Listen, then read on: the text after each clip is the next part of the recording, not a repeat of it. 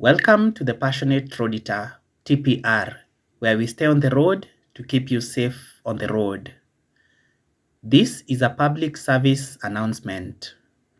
In 2023, 4,324 lives were lost through road accidents in Kenya. A year later, that figure surged to 4,748, a 9.8% increase. You would hope that there was a decrease in 2025, but instead, 5,009 people lost their lives on our roads, a 5.5% increase. As you watch this episode of TPR, bear that in mind. Outer Ring Road, a busy road in the capital city, Nairobi, was 4 years ago highlighted by urban mobility experts at a United Nations Global Road Safety Meeting as one of the most unsafe and dangerous roads in the world due to the high rate of fatal pedestrian accidents. 5 days ago, the National Transport and Safety Authority, NTSA, released this statement indicating that 22 pedestrians had been arraigned in court for willfully obstructing the free flow of traffic at Allsops footbridge. In other words, the pedestrians failed to use the designated footbridge to cross the road. The statement went on to say that as at 30th June 2026, pedestrians accounted for 38% of all road traffic crashes. This is alarming, and ending pedestrian fatalities requires concerted efforts from everyone, and we call upon all stakeholders to play their part. 2 days later, the Passionate Road Auditor, TPR, went to Allsops to check out the progress of NTSA's enforcement to find out whether it is causing behavior change among pedestrians.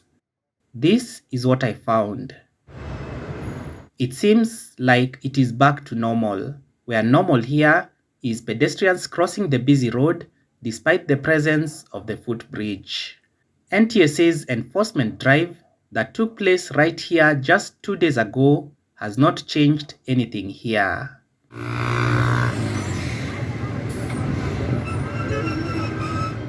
Note how pedestrians cross in front of this trailer that stopped to give them way. Imagine a boda boda rider approaching on the left side of the stationary trailer. It's so easy for an accident to happen here.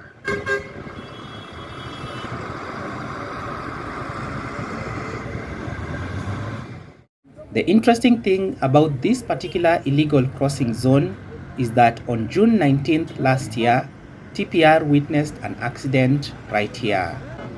A woman and child were hurt and almost run over by a matatu. Find more details about how that accident happened by clicking the link on the top right. This is not the only place where people cross the dangerous road at Allsops. There are other people who cross the road at this corner, yet the footbridge is just meters away. TPR experienced people crossing the road in a manner to suggest that they are oblivious of NTSA's enforcement action.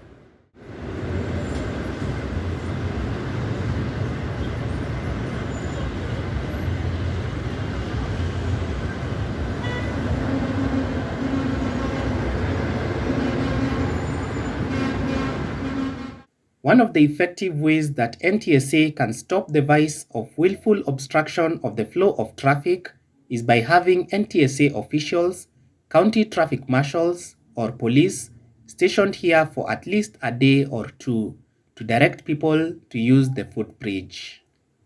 Failure to do this will see pedestrians continue to endanger their lives, and in the process, more lives will unfortunately get lost as a result. 2 days ago, NTSA made this post, stating that a total of 19 pedestrians were arrested at Pangani footbridge and booked. They were later taken to court. TPR strongly believes that for this kind of enforcement to become effective, enforcement officers should be present for a longer time. Otherwise, NTSA will have carried out enforcement action that only gains the attention of a fraction of those it is meant to reach. What do you think NTSA should do to effectively curb jaywalking, which is one of the leading causes of preventable pedestrian deaths?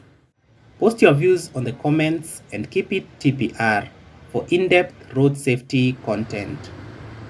Safe travels.